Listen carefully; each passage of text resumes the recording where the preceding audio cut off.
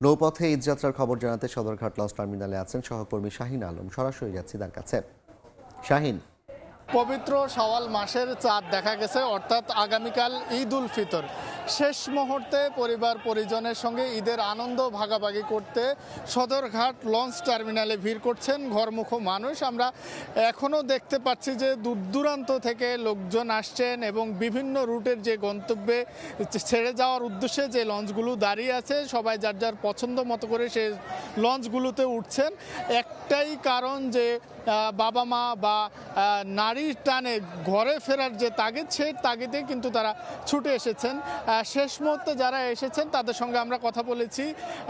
অনেকেই বলছেন যে কর্মের তাগিদে তারা আগে আগে যেতে পারেন নাই, তবে একদিন আগে হলো, এক মুহূর্ত আগে হলেও তারা পরিবারের কাছে ফিরে যেতে চান এবং নারীর যে টান, মাটির যে সংস্পর্শ, সেটি তারা আসলে নিতে চান।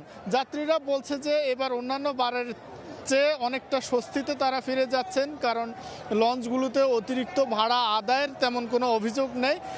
তবে কিছু কিছু যাত্রীরা বলছেন যে নির্দিষ্ট সময় লঞ্চগুলো যে সময় ছেড়ে যাওয়ার কথা, সেই সময় থেকে কিছুটা বিলম্বে লঞ্চগুলো এই টার্মিনাল থেকে ছেড়ে যাচ্ছে। এছাড়া বলা যায় যে এক কথায় অনেকটা স্বস্তিতে ফিরে যাচ্ছেন ঘরমুখ মানুষ।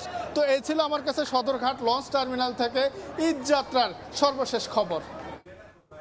সরাসরি যুক্ত ছিলাম সদরঘাট লঞ্চ টার্মিনাল থেকে।